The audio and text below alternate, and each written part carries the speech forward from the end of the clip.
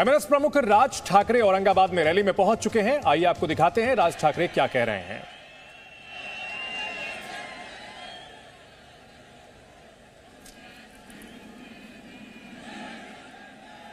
माझी आपणा सर्वांना नम्र विनंती आहे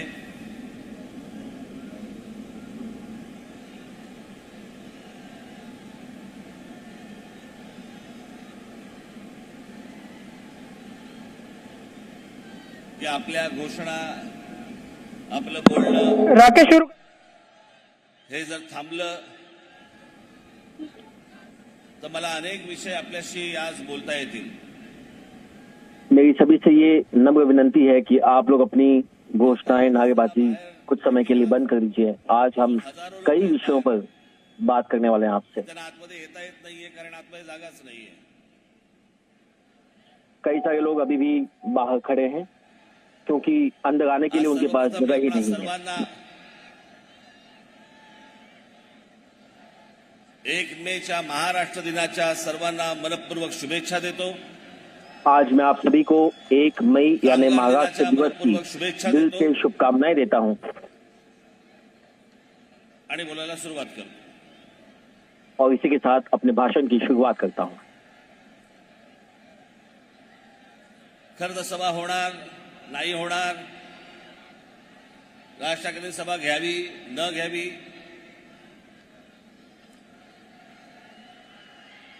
सभेला परवानगी मिळणार नाही मिळणार, ये सभा होगी नहीं होगी या राज ठाकरे इस पर उन्हें बोलना चाहिए या नहीं बोलना चाहिए, गोष्ट केली मला अजूनपर्यंत समजलेली नाही।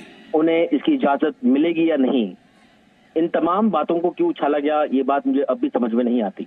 मी महाराष्ट्राच्या कुठच्याही कोपऱ्यामध्ये जरी मी समजा सभा घेतली असती तरी दूरदर्शनवरनं तुम्ही पाहिलंच असतात ना। अगर मैंने महाराष्ट्र के किसी भी कोने में ऐसी सभा ली होती तो आपने शायद उसे दूरदर्शन के जरिए टीवी माध्यमों के जरिए उसे देखा ही होता। मुंबईला गुढीपाडव्याच्या दिवशी एक सभा घेतली, मुंबई में भी गुड़ी पाड़वा के दिन एक ऐसी ही सभा ली थी। त्याच्यानंतर त्या सभेनंतर बरेच जण बडबडायला लागले और उस सभा के बाद बहुत सारे लोगों के अलग अलग बयान सामने आने लगे एक उत्तर सभा ठाण्यामध्ये घेतली और उन्हीं को जवाब देने के लिए एक जवाबी सभा हमने थाने में भी ली। खरं तर 2च सभा मी घेतल्या। ऐसी 2 सभाएं हमने आयोजित की, पण या 2 सभेवरती सभांवरती किती बोलतायत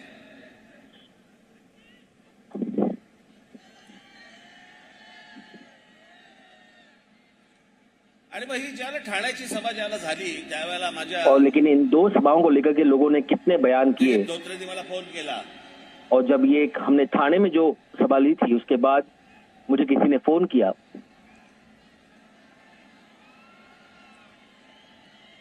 बसतील शांत, जागा नहीं ऐकता येणार नाही जरा। आप सभी लोग शांत बैठ जाइए ताकि आप लोगों को ठीक से सुनाई दे। धोत्रेंनी सांगितलं की साहेब आपण एक संभाजीनगरला एक सभा घेऊया। इसके बाद मुझे जब मेरे एक सहयोगी ने फोन किया उन्होंने कहा कि हम संभाजीनगर में एक ऐसी ही सभा लेंगे।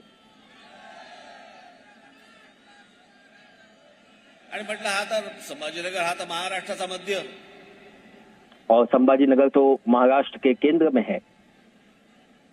मग मी त्याला सांगितलं म्हटलं आपण एक संभाजीनगरला सभा घेऊ, म्हटलं मी तुला तारीख सांगतो नंतर। तब मैंने उनसे कहा कि हाँ बिल्कुल हम सभा लेंगे और मैं आपको इसकी तारीख के बारे में जानकारी दूंगा। नाही, माझ्या ह्याच्या पुढच्या सगळ्या सभा या सगळ्या मराठवाड्यातल्या प्रत्येक जिल्ह्यामध्ये होणार आहेत और इसके बाद मेरी सभाएं मराठवाड़ा के हर जिले में होंगी, ना सिर्फ संभाजीनगर में। तसंच विदर्भातही जाणार आहे। ऐसे ही हम विदर्भ में भी जाएंगे, आपल्या कोकणातही जाणार आहे, उत्तर महाराष्ट्रातही जाणार आहे, पश्चिम हम महाराष्ट्र कोकण में भी जाएंगे, उत्तर महाराष्ट्र और पश्चिम महाराष्ट्र में भी सभाएं लेंगे।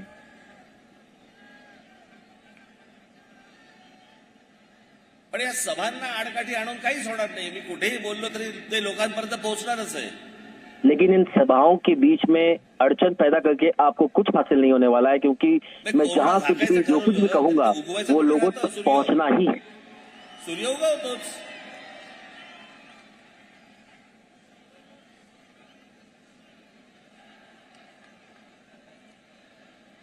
पण आज या ऐतिहासिक संभाजीनगरमध्ये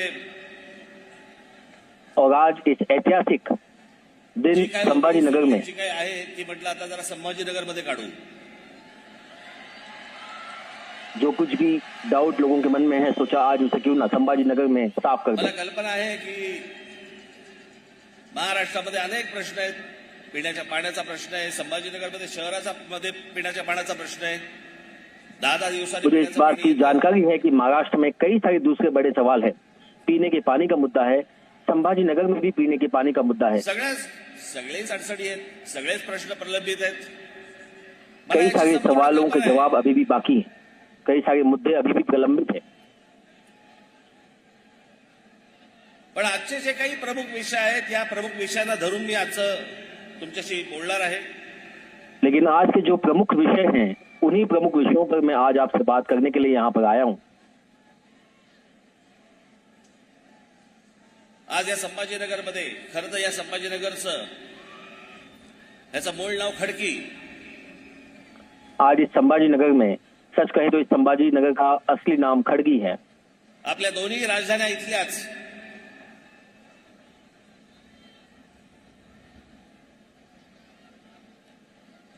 एक आमचा देवगिरीचा किल्ला, एक हमारा देवगिरी का किला त्याच्या अगोदरची आमची पैठण. और उसके पहले की हमारी पैठनी.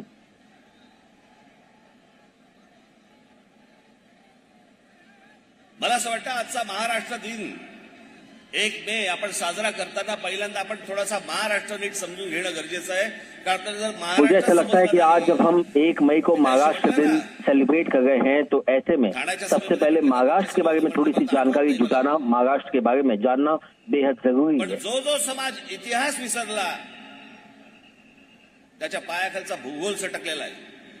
त्याच्या और पायाखालची जिस जमीन समाज ने सटकलेली आहे. इतिहास को भुला दिया, उसके पैरों के नीचे से भूगोल सटक चुका है.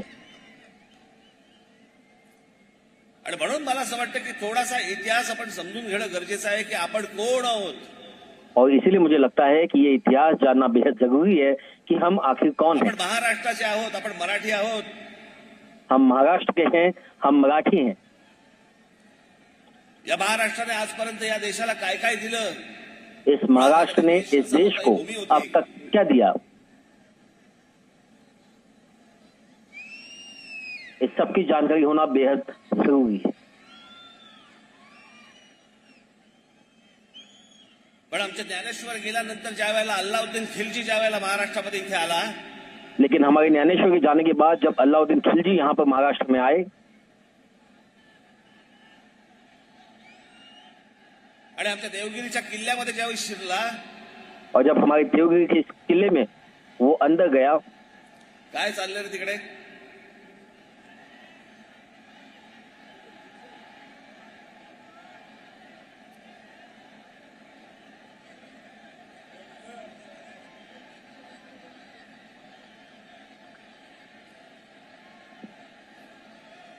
राज ठाकरे ने अपने कार्यकर्ताओं से भी पूछा कि वहाँ क्या चल रहा है. तिथल्या तिथे हाणा. कुछ लोग वहाँ गड़बड़ कर रहे हैं. उन्हें एड्रेस करते हुए राज ठाकरे कह रहे हैं कि जो कोई भी अगर इस सभा में अगर कोई गड़बड़ कर रहा है तो उन्हें सामने लेकर आइए. वेडवाकड कराल ना, चौरंग करून घरी पाठवेल. अगर यहाँ पर किसी ने भी बदमाशी की तो उनकी खैर नहीं, उन्हें चौरंग करके वापस पहुंचाया जाएगा.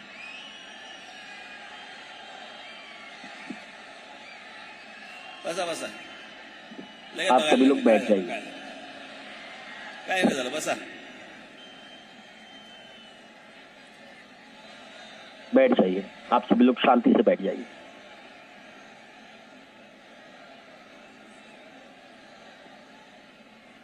या एका अल्लाउद्दीन खिलजीने ये इस 1 लाख एक लोक अलाउद्दीन खिलजी ने सांगितलं. रामदेवराव यादव आमचा राजा बेसावत राहिला. आमच्या किल्ल्यामध्ये फितुरी झाली. ने हमारे किले पर हमला किया. आणि ते 1 लाख लोक नव्हतीच येणारी.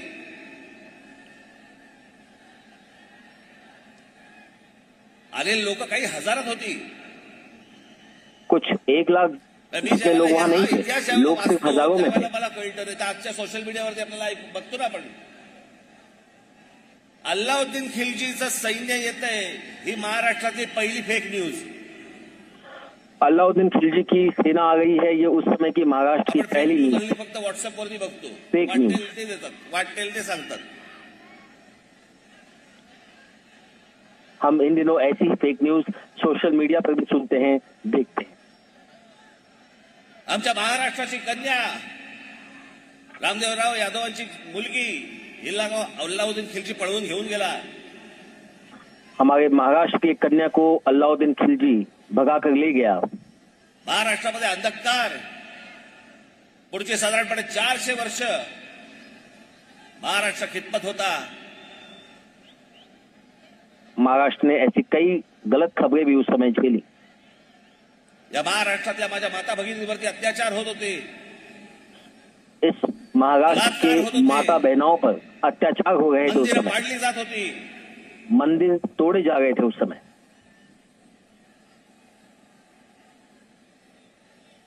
याच बैठकीला आमच्या एकनाथ महाराजांनी तेव्हा तिथे आरोळ दिली, दार उघड भये दार उघड.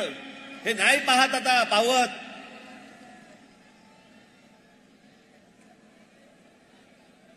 आणि या 1630 ला दार उघडलं. और सन 1630 में इसी पैटर्न का दरवाजा खुला।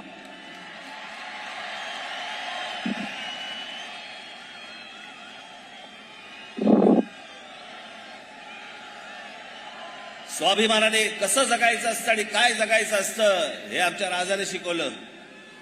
और उस वक्त हमारे राजा का जन्म हुआ और स्वाभिमान से कैसे जीना चाहिए ये हमें हमारे राजा ने सिखाया।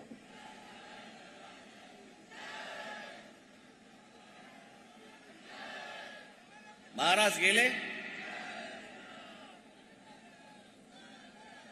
इथे आमच्या नांदेडला राहणारे देश के खूप मोठे नांदेड लेखक इलाके में रहने वाले कुरुंदकर, श्री या पुरनकर, कुरुंदकरांच्या पुस्तकामध्ये फार छान वर्णन केलेलं आहे त्यांचं.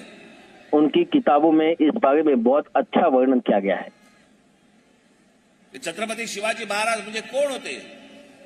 कि छत्रपति शिवाजी महाराज ये कौन आपण थे। फक्त काय विचार करतो, अफजल खानाचा कोथळा पाडला, शाहिस्ते खानाची बोटं छाटली, हम सिर्फ यही जानते हैं कि अफजल खान का पुतला गिराया या कुछ दूसरी छोटी मोटी घटनाएं, पण केवळ 50 वर्षाचं आयुष्य, 50 वर्षाचं आयुष्य. लेकिन अपने 50 साल की जिंदगी में, सिर्फ 50 साल की जिंदगी यात्रा में इतने बड़े राजा ने, बादशाह औरंगजेब हा शिवाजी महाराजांना तिथून निसटल्यावरती मारण्यासाठी म्हणून इथे आला, सगळं काही सोडून. बादशाह औरंगजेब को शिवाजी महाराज पर हमला करने के लिए सब कुछ छोड़ करके यहाँ पर आना पड़ा। 1681 साली आणि महाराजांचा मृत्यू झालाय, महाराजांचं निधन झालंय 1680 साली. 1630 में उनका जन्म हुआ और 1680 में उनकी मृत्यु हुई। की ज्याच्यासाठी म्हणून आपण महाराष्ट्रामध्ये चाललेलो आहोत तो माणूसच राहिलेला नाहीये. आपण कशासाठी चाललोय. आज हम जिसके लिए चल रहे तरी हैं पुढची वो 27 इंसान ही आज वर्ष हा जीवित नहीं है। या हम महाराष्ट्रामध्ये किसके लिए आखिर ये सब कुछ कर रहे हैं। 27 वर्ष परत कधी आग्राला गेलेलं नाहीये. इथे संभाजीराजे त्यांच्याशी लढले, यहाँ पर संभाजी राजे ने भी उनकी लड़ाई की, राजाराम महाराज लढले, ताराराणी साहेब लढल्या, कई सारे दूसरे महानुभाव भी उन्होंने यहाँ पर लड़ाइयां लड़ी। इथे मेला तो.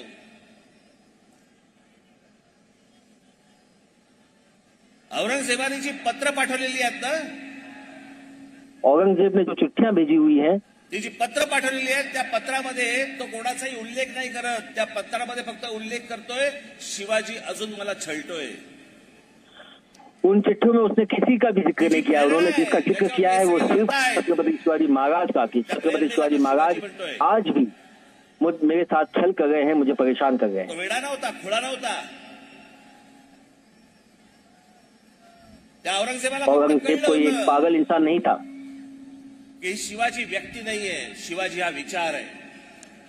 उसने कहा शिवाजी महाराज कोई व्यक्ति नहीं है, शिवाजी एक विचार है। शिवाजी महाराज हा एक विचार आहे आणि हा जर विचार या भूमीमध्ये पसरला तर आपलं काही खरं नाही. और उसने ये भी कहा कि छत्रपति शिवाजी जो एक विचार है, वो विचार अगर इस भूमि पर मराठी शायरी उसका प्रसार हो गया तो हमारी खैर नहीं है। इस बात की जानकारी औरंगजेब को भली भांति थी। आज पाकिस्तानामध्ये असलेला तो अटोक किल्ला, ज्याला आपण म्हणतो ना अटकेपार झेंडे फडकवले मराठ्यांनी, तो अटोक किल्ला, तिथे भगवी पताका फडकली. वहां पाकिस्तान में स्थित अटको किला पर भी उस समय भगवा झंडा लहराया. आम्हाला काहीच माहित नाही.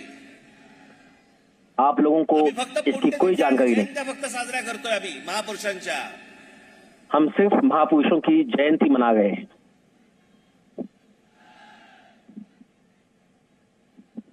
आमच्या डॉक्टर बाबासाहेब आंबेडकरांचं काय वाक्य आहे? हमारे डॉक्टर बाबा साहेब आंबेडकर का कितना सुंदर आमच्या एक लोकांच्या वाक्य अंगामध्ये है. म्हणे देवी येते, भूत येतात, सगळ्या गोष्टी होतात. काय वाक्य आहे त्यांचं, अप्रतिम वाक्य आहे. त्याचे बाबासाहेब म्हणतात, ज्या दिवशी या देशातल्या या समाजाच्या अंगामध्ये शिवाजी नावाचं भूत येईल ना, त्या दिवशी अख्खा जग पादाक्रांत करून टाकू आपण.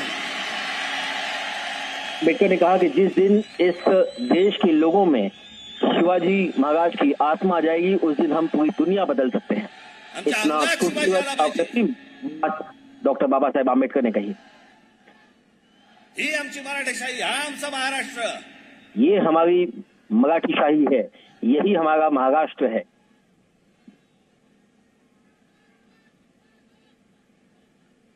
आज काय महाराष्ट्राची परिस्थिती झाली आहे? आज महाराष्ट्र की क्या परिस्थिति हो गई है. आमच्या महाराष्ट्राची आबरू वेशीवरती टांगली जाते. रोज आमच्या महाराष्ट्रामधले नेते वाटतेल ते बरळतायत, वाटतेल ते बोलतायत. हमारे महाराष्ट्र की इज्जत रोज उछाली जाती है. हमारे महाराष्ट्र के नेता रोज आए दिन हर दिन ऐसा बयान कर रहे हैं, मन मर्जी बयान कर रहे हैं, जो भी कहना है वो कह रहे हैं, जो जबान पर आया वो कह रहे हैं. बघताना काय शिकत असतील? आज युवा इन नेताओं की तरफ देखते हुए, इन्हें सुनते हुए न जाने क्या सीख रहे होंगे. हा आपला महाराष्ट्र आहे. वो टीवी पर इनके भाषण सुनकर के ये कहते होंगे कि क्या ये हमारा महाराष्ट्र है, विचार दिला. क्या ये महाराष्ट्र की राजनीति है. समाजवादाचा विचार या महाराष्ट्रात गेला, बुद्धिझमचा विचार या महाराष्ट्रात गेला, हिंदुइझमचा विचार या महाराष्ट्रात गेला, कम्युनिझमचा विचार या महाराष्ट्रात गेला. हा महाराष्ट्र चढपडतोय. आणि ह्यांच्या सगळ्यांचे सगळं काय जे रोजच्या रोज जे बोलतात ते आम्ही हसण्यावारी देतोय. रोजच्या रोज आमचा महाराष्ट्र खड्ड्यात जातोय. इनके भाषणों को हम रोज हल्के में ले गए हैं, लेकिन इसी के साथ महाराष्ट्र राज्य हर दिन एक नए गड्ढे में जा रहा है, एक नए गड्ढे में गिर रहा है. निर्णयच घेणार नाही आहोत, जनता आम्ही काही बोधच घेणार नाही आहोत. सर्वात जास्ती समाज सुधारक या महाराष्ट्रात दिले, विचारवंत या महाराष्ट्रात दिले. महाराष्ट्र ने कई सारे समाज सुधारक दिए, कई सारे बड़े विचारवंत दिए. नाही की जी महाराष्ट्रामध्ये कधी जन्माला नाही आली, महाराष्ट्राने इतरांना दिली. आणि आज काय महाराष्ट्र ने दूसरे कई राज्यों को अच्छी सीख दी. आई बहिणीवरनं शिव्या घालतायत. लेकिन आज ये लोग माँ बहनों की गालियां दे रहे हैं. बोलायलाच तयार नाहीये. सगळेजण गुद्द्यावरती बोलतायत. आम्ही काय शिकवतोय तरुणांना? हम आखिर क्या सिखा रहे हैं आज की युवा पीढ़ी को? याच्याकडे आमचं लक्षच नाहीये. इन विषयों पर किसी का ध्यान नहीं है. राज ठाकरेंचं भाषण आहे, हल्ला गुल्ला करा, घोषणा द्या, बस निघालो आम्ही. राज ठाकरे का भाषण है, सुनिए, शोर मचाइए, निकल जाइए, बस यही सोच रहे हैं हम. त्या आमच्या हाताला काही लागत नाही और इससे हमें कुछ हासिल नहीं होता. हेच हवंय. यहाँ की राजनीति को इसकी आदत पड़ चुकी है. माझी 2 भाषणं काय झाली, त्याच्यावरती सगळे काय फडफडायला लागले. और रोज भाषण जो होने लगे, कई सारे नेता उस पर बयानबाजी करने लगे, फड़फड़ाने लगे. शरद पवार सांगतात की 2 समाजामधला म्हणे हे दुई माजवतायत. शरद पवार कहते हैं कि भाषणों से द्वेष फैलाया जा रहा है. देशासाठी म्हणे योग्य नव्हे. ये देश के लिए हित में नहीं है. पवार साहेब, आपण जाती जातीमध्ये जे भेद निर्माण करताय ना, त्याने दुई माजती आहे. मैं पवार साहब से कहता हूं कि पवार साहब, आप जो जात जात में जो भेद निर्माण कर रहे हैं, वो देश के लिए खतरा है. प्रत्येक व्यक्ती जातीत बघायची. हर इंसान की जात नहीं देखी हातामध्ये जाती। पुस्तक घेतल्यानंतर पुस्तकाचा लेखक कोणत्या जातीचा आहे त्याचा विचार करून बोलायचं। हाथ में किताब लेने के बाद किताब का लेखक कौन है उसकी जाति देख करके बयान दिया जाता है। आता घरी जेव्हा जाल त्यावेळेला युट्यूब वरती काढून बघा, सर्व राष्ट्रवादी काँग्रेसच्या आतापर्यंतच्या सभा काढून बघा, कधीतरी शरद पवार साहेबांनी महाराजांचा, छत्रपती शिवाजी महाराजांचा उल्लेख केलाय का? आता बोला। आज आप घर जाकर के यूट्यूब पर तमाम पुराने वीडियो देखिए, राष्ट्रवादी कांग्रेस पार्टी की वो तमाम वीडियो देखिए, कभी भी शरद पवार ने अपने किसी भी भाषण में क्या छत्रपति शिवाजी महाराज का कभी कोई उल्लेख किया है क्या? तल्लीन झालेत आणि गीत रामायण ऐकतायत आणि बाजूला शिवाजी महाराजांचं पुस्तक ठेवलंय, कशासाठी खोटं करताय? एक वीडियो में वो तल्लीन दिखाई दे रहे हैं, बगल में शिवाजी महाराज की किताब रखी हुई है। आखिर ये नौटंकी किस लिए? ये दिखावा आप क्यों कर रहे हैं? बस कीजिए अब, बस। त्या दिवशी जेव्हा मी म्हटलं की शरद पवार साहेब हे नास्तिक आहेत, लागलं, झोमलं। जिस दिन मैंने कहा कि शरद पवार ये नास्तिक हैं, तब उन्हें गुस्सा आ गया, वो चिढ़ गए।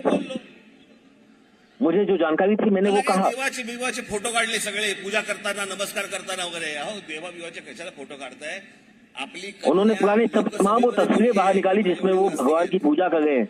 मैं कहता हूँ कि इन सब की क्या जरूरत है? आता याहून आधी काय पुरावा देऊ मी? जिकडे सभा घेतायत तिकडे बोलतायत। राज ठाकरेंनी पण त्यांच्या आजोबांची पुस्तकं वाचली पाहिजे। अरे मी वाचली आहेत। वो कहते हैं कि राज ठाकरे को अपने दादाजी की तुम्हाला अपेक्षित किताबें पढ़नी चाहिए। फक्त तुम्ही वाचलेल्या आहेत, अख्खी पुस्तकं वाचा, संदर्भासहित वाचा, मग तुम्हाला कळेल। मैंने ये तमाम किताबें पढ़ी हैं। माझ्या आजोबांनी जे लिहून ठेवलंय ते जर समजा तुम्ही नीट वाचलं तर ते परिस्थितीला धरू नये, ते मेरे व्यक्तिसापेक्ष आहे। पूर्वजों ने जो किताबें लिखी हैं, अगर आपने उसका ठीक से अनुसरण किया तो वो आज की परिस्थिति से बिल्कुल मेल खाती हैं। आपको जरूरत है उसे डिटेल में पढ़ने की। हा आपला हिंदू धर्म मानणारा माणूस होता, तो त्याची पूजा करणारा माणूस होता। या धर्मामधल्या ज्या चुकीच्या गोष्टी होत्या त्या चुकीच्या गोष्टींवरती बोट दाखवणारा माणूस होता की हे गोष्ट मेरे पूर्वज हिंदू की बात करने वाले थे। इस हिंदू धर्म में अगर कुछ खामियां थी तो उसकी खामियों को बताने वाले थे। चुकीच्या विरोधात होते।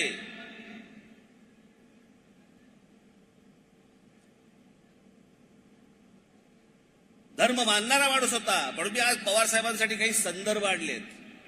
धर्म मानने वाले वो व्यक्ति थे और इसीलिए मैंने आज शरद पवार के लिए कुछ चीजें लिख करके मैं लाया। पण या टेलिव्हिजन चॅनलच्या माध्यमातून मी आपल्याला सांगतोय, संपूर्ण महाराष्ट्रात देखील डोळे उडे ठेवून, कान देऊन याच्या पुढची मी काय गोष्टी ज्या सांगणार त्या ऐकाव्यात की ह्या लोकांनी मैं कसं आप सभी से भी अपील करता हूँ कि टीवी मीडिया के जरिए अब मैं जो कुछ भी कहने वाला हूँ उसे आप कान खोल करके सुनिए और उसे ध्यान में रखिए।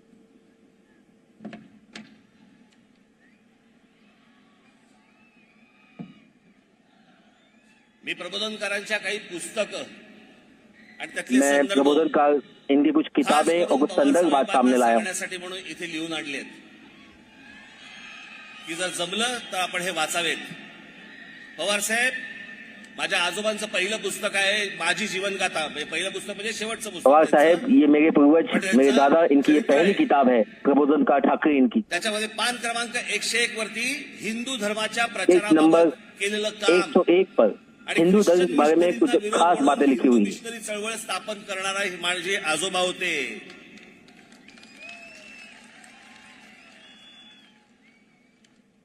महाराष्ट्रामधला नवरात्रोत्सव आपल्याला कल्पना नसेल, सार्वजनिक नवरात्रोत्सव सुरू करणारे माझे आजोबा होते, प्रबोधनकार ठाकरे होते। शायद आप लोगों को इस बात की जानकारी नहीं होगी कि महाराष्ट्र में नवरात्र उत्सव की शुरुआत करने वाले मेरे दादाजी प्रबोधनकार ठाकरे ही थे। पुस्तक है ऊठ मराठा ऊठ, या पुस्तकामध्ये उनकी किताब है ऊठ मराठा ऊठ। पवार साहेब जरूर वाचा। पवार साहब अब इसे जरूर पढ़िए। प्रबोधन मधील प्रबोधनकार यांचा खंड क्रमांक 1 प्रतापगडावरच्या भवानीवरचं संकट हे वाचा।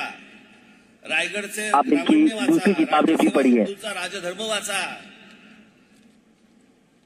आपल्याला जेवढं पाहिजे ना तेवढंच वाचू नये। आपको जो चीजें सूट करती हैं सिर्फ उतना ही ना पढ़ें। बाकी चीजें भी मी पढ़े। सतत सांगतोय की राष्ट्रवादीचा जन्म झाल्यानंतर महाराष्ट्रामध्ये जातीपातीचं राजकारण मोठ्या प्रमाणावरती सुरू झालं. जात प्रत्येक जण मानत होता, राष्ट्रवादी जात प्रत्येक जण मानत होता, राष्ट्रवादी जात प्रत्येकाला प्रिय का जन्म होती. होने के बाद से ही महाराष्ट्र में जातीबद्दलचा द्वेष जाति धर्म की राजनीति ज्यादा शुरू हुई। राष्ट्रवादी काँग्रेसच्या जन्मानंतर सुरू झाला. ये सब कुछ राष्ट्रवादी पार्टी के जन्म के बाद ही शुरू हुआ। माझा मराठा बांधव भगिनी, मेरे मराठी भाई बहनों,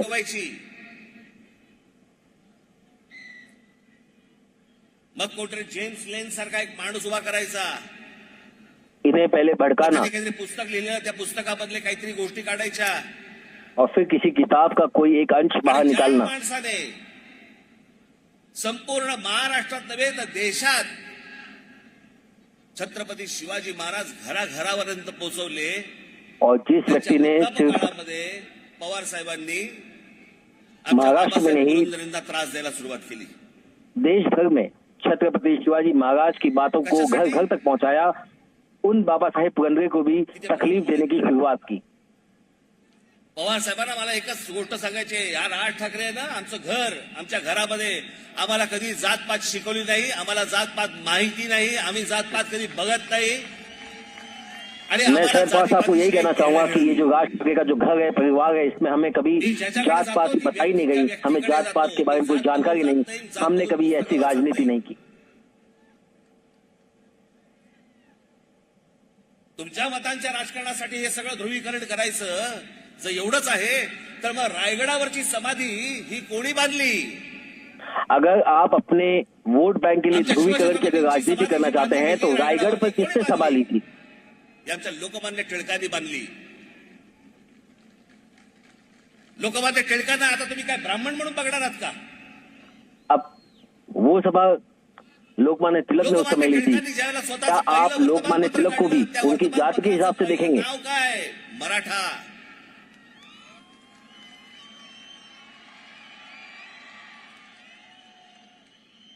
हे पवार साहेब कधी सांगणार नाहीत. ये सारी बातें पवार साहब आपको कभी नहीं बताएंगे। आता जेम्स लेन इतकी वर्ष बघा हे माणसं सत्तेमध्ये होती, खेचून आणायचा होता त्या जेम्स लेनला, विचारायचा होता तुला कोणी सांगितलं हे? त्या जेम्स लेनची आता इंडिया टुडेने मुलाखत घेतली. त्या मुलाखतीमधले फक्त 4 प्रश्न मी तुम्हाला दाखवायला आणलेत. हाल फिलहाल में ही जेम्स लेन की एक इंटरव्यू एक प्राइवेट चैनल ने ली। उस इंटरव्यू के सिर्फ 4 सवाल मैं आप लोगों के सामने लेकर के आया हूँ। मुलाखतीतला काही भाग आहे. ये उस इंटरव्यू का बस एक छोटा सा हिस्सा है। शिवाजी महाराजांची अपमानकारक माहिती सवाल। तुम्हाला कोणी पुरवली होती? छत्रपति शिवाजी महाराज के बारे में अवमानकारक जानकारी आपको किससे मुहैया करवाई थी? इस पर जेम्स लेन का जवाब था कि आप सवाल गलत तरीके से पूछ रहे हैं, मुझे किसी ने कोई जानकारी मुहैया नहीं करवाई। रामदास यांना शिवाजी महाराजांचे गुरु मानतात, तर काही तुकाराम मेरी किताब लोगों में प्रचलित लोक दंत कथाओं पर आधारित थी। त्यात मला काही रस नाही, पण एक गट पहिल्या नरेटिव्हच्या बाजूने आहे तर दुसरा दुसऱ्या नरेटिव्हच्या बाजूने आहे. असं का?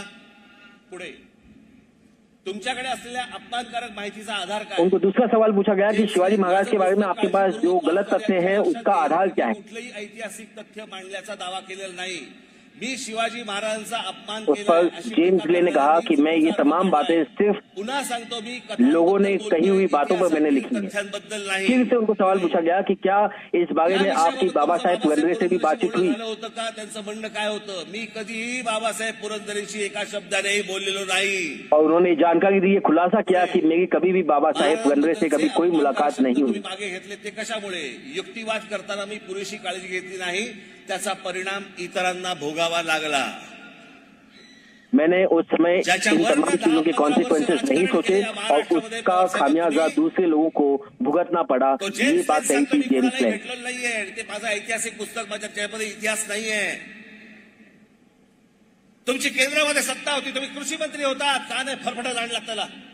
आप केंद्र में आपकी सत्ता थी, आप कृषि मंत्री थे, आपने उस समय जेम्स लेन को क्यों पकड़ करके नहीं लाए जिसने शिवाजी महाराज का अपमान किया? कशासाठी हे विष पाजलं तुम्ही लोकांना? कशासाठी विष पाजलं?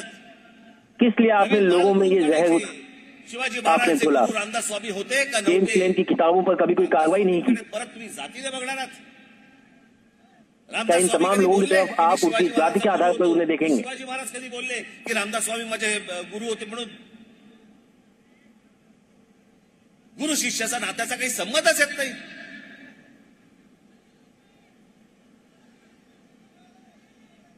जे रामदास स्वामीने आजपर्यंत जे शिवाजी महाराजांवरती लिहून ठेवलेलं आहे ना,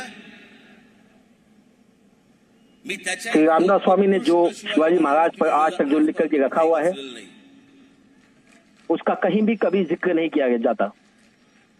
जे त्यांनी लिहून ठेवलंय ना, निश्चयाचा महामेरू बहुत जनासी आधारू अखंड स्थितीचा निर्धारू श्रीमंत योगी, त्याच्यातल्या उन्होंने लिखी हुई इन पंक्तियों को आज याद करने का दिन है.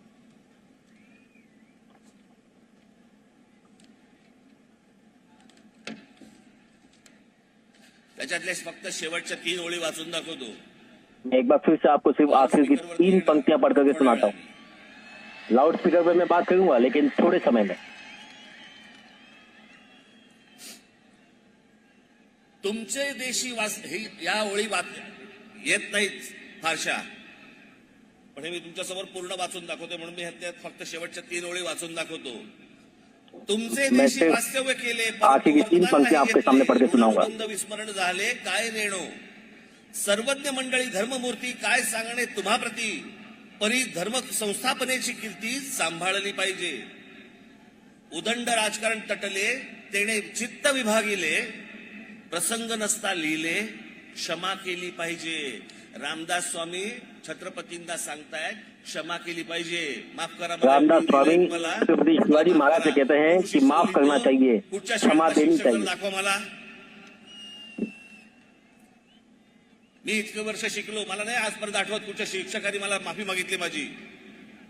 मैंने इतने साल पढ़ाई की, मुझे आज तक कहीं याद नहीं कि किसी शिक्षक ने किसी छात्र से माफी मांगी हो. हे जातीपातीच्या विषापासून तुम्ही सगळ्यांनी दूर राहणं गरजेचं आहे. और इसीलिए आप सभी को जात पात के विषयों से दूर रहना बेहद जरूरी है.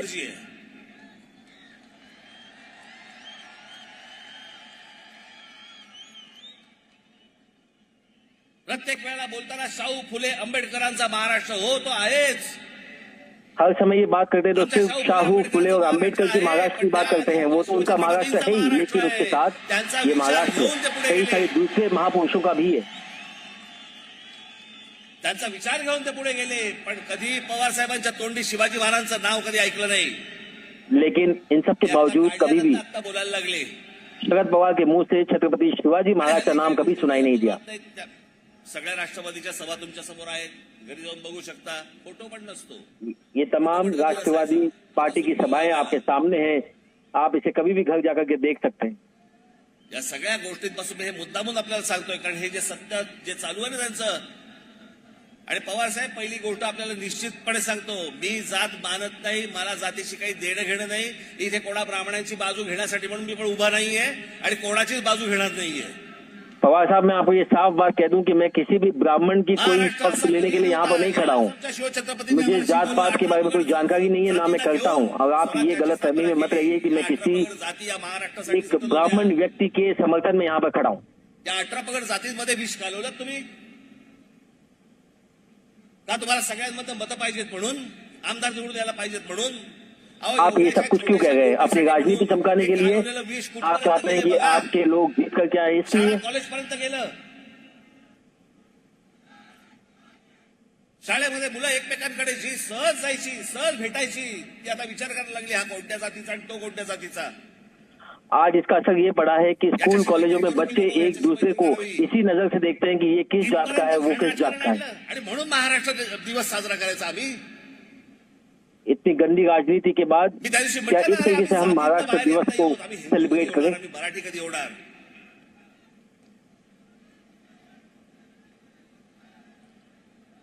आमच्याकडे जातीने विळखा घालून ठेवल्या सगळ्या गोष्टीला. याच्या ऊपर आम्ही बघायला तयार नाही आहोत. ज्या महाराष्ट्राने इतके उदात्त विचार या महाराष्ट्र सभी चीजों को राजनीति के चश्मे से ही देख रहे हैं.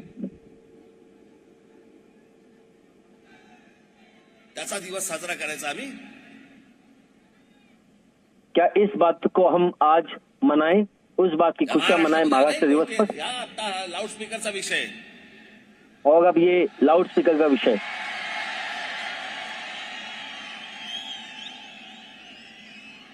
त्याशी एका पत्रकाराने मला विचारलं, नाही एकदम उस दिन एक पत्रकार ने मुझसे पूछा म्हटलं अचानक कि आपने ये मुद्दा अचानक क्यों कधी छेड़ा। काढला की तुम्ही विचारणार अचानक? कधी मैंने काढायचंच पूछा नाही का? अचानक। मी त्याच्या अगोदरच्या माझ्या क्लिप्स दाखवल्या होत्या त्याशी। मैंने इससे पहले भी कई बार ये मुद्दा उठाया है। बरं हा काही लाऊडस्पीकर हा नवीन विषय नाहीये, हा काही मी पहिल्यांदा मांडतो अशातला विषय नाहीये। याच्या लाउड अगोदर स्पीकर की कोई अनेकांनी नया मांडलाय। विषय नहीं है और मैं इसे पहली बार आप लोगों के सामने प्रस्तुत कर रहा हूँ, ये भी बात नहीं। मी फक्त त्याला पर्याय दिला। मैंने सिर्फ उसका एक पर्याय दिया की लाऊडस्पीकर मशिदींवरचे लावून जर समजा तुम्ही गोंगाट करणार असाल तर त्या मशिदींच्या बाहेर आम्ही हनुमान चालीसा पढू, मोठ्याने लावू। अगर आपने मस्जिदों पर लाउड स्पीकर लगा के अगर आपने अजान की घोषणा दी तो उस मस्जिद के बाहर हम भी हनुमान चालीसा की घोषणा करेंगे। महाराष्ट्रामध्ये मला कुठेही दंगली घडवायची इच्छा देखील नाहीये। मेरी ऐसी कोई इच्छा नहीं है कि महाराष्ट्र के किसी भी इलाके में कोई दंगा हो। मेरी ऐसी कोई घेणं गरजेचं आहे। इसमें नीति नहीं है। ये बात आप लोगों को समझना जरूरी है कि हमारी ऐसी कोई मंशा नहीं है। आणि ते पत्रकार मला ते मुस्लिम समाजातले होते। और जिस पत्रकार ने सवाल पूछा वो एक मुस्लिम समाज से थे। मला सांगितलं माझ्याकडे आपल्या पुण्याच्या केबिन मध्ये आतमध्ये आले आणि मला म्हणाले साहेब मी मुसलमान आहे। वो पुणे में एक कैबिन में आए अंदर, उन्होंने कहा कि साहब मैं मुसलमान हूँ। म्हणजे माझा लहान मुलगा, माझं लहान मूल, मेरा छोटा बेटा, हे लाऊडस्पीकर लागले की म्हणे झोपे ना। मेरा बेटा जब छोटा था और लाउड स्पीकर जब बजते थे तब वो सोता नहीं था। आणि दरवेळेला ते म्हणे झोपायला आलं लहान मूल माझं की म्हणे इकडनं म्हणे ते अजान आणि त्या सगळ्या बांग सुरू और होतात। जब भी वो सोने जाता उस समय ये अजान की घोषणा लाउड स्पीकर पर जोर से होती। सांगितलं पण मी एकदा मी मशिदीत गेलो तिकडचे मैंने कई बार उन लोगों से गुजारिश की। एक बार मैं मस्जिद में गया और मैंने उनको ये बात समझाने की कोशिश की कि मेरा बेटा बहुत छोटा है, वो सो नहीं पा रहा। मशिदीच्या आत करा, आपको अगर ये त्रास होतोय, अनाउंसमेंट करनी है तो आप मस्जिद के अंदर कीजिए, बाहर नहीं। इस लाउड स्पीकर से हमें तकलीफ हो गई है। आणि त्या दिवशी पण मी सांगितलं होतं, आज परत मी तुम्हाला सांगतो, लाऊडस्पीकर हा सामाजिक लेकिन विषय किसी ने आहे, हा धार्मिक विषय उस नव्हे। मुस्लिम पत्रकार की ही बात नहीं सुनी। मैंने आपसे तब भी कहा था और आज मैं फिर से दोहराता हूँ कि ये लाउड स्पीकर कोई राजनीति का, कोई धार्मिक मुद्दा नहीं है, ये एक सामाजिक मुद्दा है। संदेश द्यावा लागेल, एवढं पण तुम्ही लक्षात ठेवावं।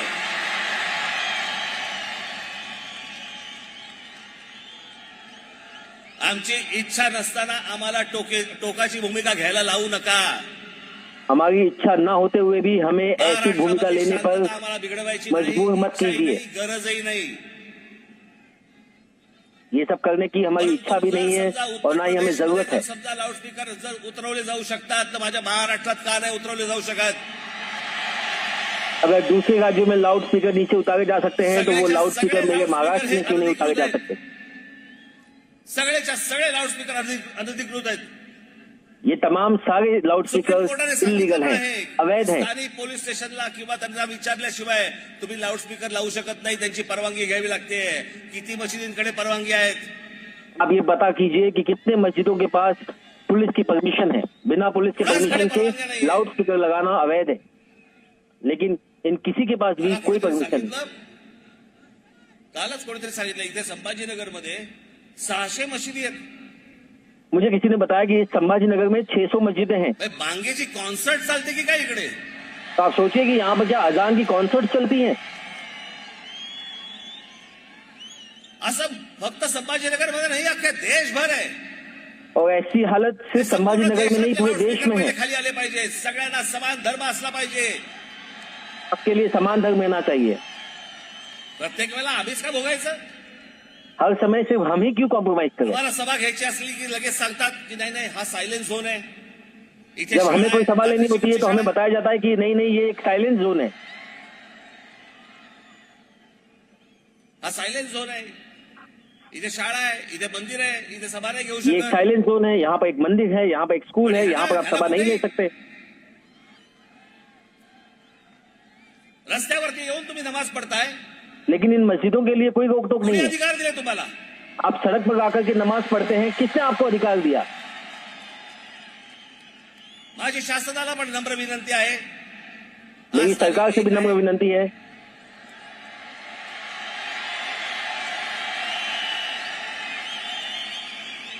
उद्या तारीख 2 आहे.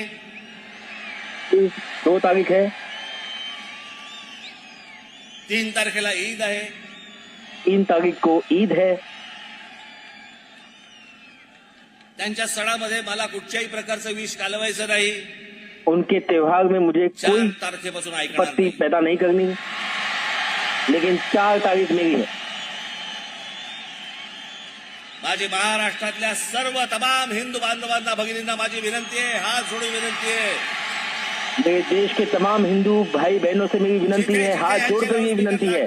त्यांच्या समोर दुप्पट आवाजाने तिथे हनुमान चालीसा तुमची लागली जहाँ पर भी पाहिजे. आपको अजान की आवाज लाउड स्पीकर पे सुनाई दे, आप वहाँ पर उससे डबल आवाज में हनुमान चालीसा बजाइए. विनंती करून जर समजत नसेल तर आमच्या समोर दुसरा पर्याय उरत नाही. विनंती करने के बाद भी अगर वो ये बात नहीं मानते हैं तो हमारे पास दूसरा कोई और रास्ता नहीं बचेगा.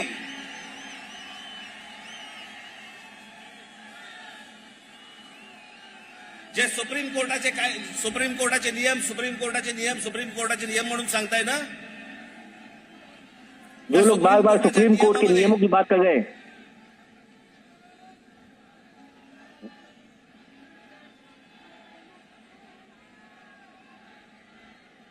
माझी पोलिसांना नम्र विनंती आहे, मेरी पुलिस से भी एक गुजारिश है. जय सभेच्या वेळेला ही मांग जर सुरू करणार असतील, आपण आत्ताच्या आत्ता ताबडतोब तोंडात बोळा कोंबावा. इस सभा के समय भी अगर ये इस तरीके का अगर कोई अजान करने वाले होंगे या कोई लाउड स्पीकर बजाने वाले होंगे तो तुरंत इनके मुंह बंद किए जाए. महाराष्ट्रात काय होईल मला माहिती नाही. इसके बाद अगर उत्तर महाराष्ट्र में क्या होगा इसकी मैं गारंटी नहीं ले सकता. इथे जे कोणी पोलीस अधिकारी असतील तर आम्ही सांगतोय आत्ताच्या आत्ता जाऊन हे पहिल्यांदा बंद करा. यहाँ जो कोई भी पुलिस अधिकारी मौजूद है मैं उनसे कहूंगा कि अभी का अभी जाकर के इसे बंद करें. आणि माझं एक म्हणणं आहे या बाबतीत, त्यांना जर समजा सरळ भाषेमध्ये समजत नसेल ना तर एकदा काय ते तिच्या आईला होऊनच जाऊन देत. मेरा ये कहना है कि अगर उन्हें एक बार में ये सीधी भाषा में बात समझ में नहीं आ रही तो फिर जो होना है वो हो जाने दीजिए.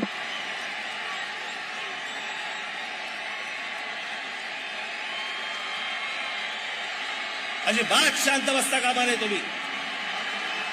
और आप बिल्कुल शांत मत बैठिए ऐसी बातों को लेकर. संभाजीनगरच्या पोलिसांना माझी हात नम्र विनंती परत करतोय, मी आपल्याला परत सांगतोय. मैं संभाजीनगर के पुलिस अधिकारियों से एक बार फिर से गुजारिश कर रहा हूं,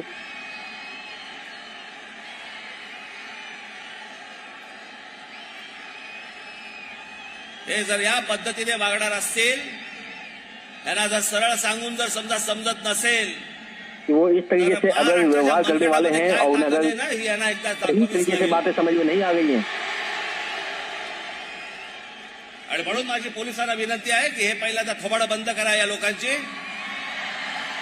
आप माझी समझ जाइए संपूर्ण राज ठाकरे क्या करेंगे. देशवासियांना, इसलिए मैं विनंती करता हूं कि आप ऐसे लोगों की सबसे पहले ये आवाज बंद की कीजिए. बिलकुल मागचा पुढचा काही विचार करू नका. हे भोंगे उतरले गेलेच पाहिजेत. आप आगे पीछे का कुछ विचार मत कीजिए. ये लाउड स्पीकर नीचे उतरने ही चाहिए. मंदिरांवरचे असतील तरी उतरले गेले पाहिजे, पण ह्यांचे उतरल्यानंतर और मैं तो कहता हूं मंदिरों पे भी अगर ऐसे लाउड स्पीकर है तो वो भी उतरने चाहिए, लेकिन ये मस्जिदों के लाउड स्पीकर से उतरने के बाद. आज ही परिस्थिती आहे, अभी नहीं तो कभी नहीं. आज ये परिस्थिति है कि अभी नहीं तो कभी नहीं. माझ्या देशातल्या सर्व देशवासियांना, माझी सर्व हिंदू बांधवांना, भगिनींना माझी विनंती आहे, जर हे 3 तारखेपर्यंत ऐकले नाही, 4 तारखेला हनुमान चालीसा प्रत्येक ठिकाणी मला ऐकू आलंच पाहिजे. मैं देश के तमाम हिंदू भाई बहनों से ये कहता हूं कि अगर 3 मई तक इन्हें ये बात नहीं समझ में आई तो 4 मई को मुझे हर जगह हनुमान चालीसा का पाठ सुनाई देना चाहिए. जोरात कराल आणि सामाजिक दृष्ट्या हा इतके वर्षाचा प्रलंबित प्रश्न हा कायमचा निकाली लागेल याच्यासाठी सगळ्यांनी और जब तक आप इस मामले पर शांत बैठेंगे तब तक ये इतने सालों पुराना जो एक सामाजिक विषय है इसका कोई हल नहीं मिलेगा. जय हिंद, जय महाराष्ट्र. राष्ट्रगीताने होईल.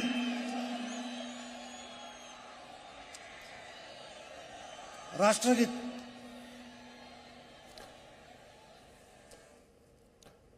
तो औरंगाबाद में राज ठाकरे का भाषण। राज ठाकरे ने अल्टीमेटम दिया है कि 3 तारीख को ईद है और 4 तारीख के बाद अगर मस्जिदों पर लगे लाउडस्पीकर नहीं हटाए जाते हैं तो उन्हें हटाने को लेकर उनके कार्यकर्ता कार्रवाई करेंगे। और इसको लेकर उन्होंने पुलिस से भी अपील की है कि मस्जिदों में लगे लाउडस्पीकर हटाए जाएं। साथ ही उन्होंने कहा है कि बाद में मंदिरों में जो लाउडस्पीकर लगे हुए हैं उनको भी हटाया जाए, क्योंकि इससे लोगों को परेशानी होती है। Presenting V News app available on Google Play and App Store. Download it now.